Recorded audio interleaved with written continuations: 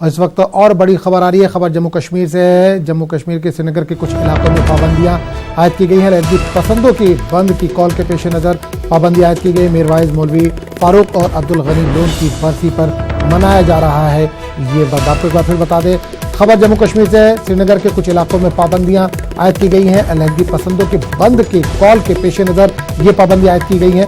मीरवाइज मौलवी उमर फारूक और अब्दुल गनी लोन की बरसी पर मनाया जा रहा है बंद।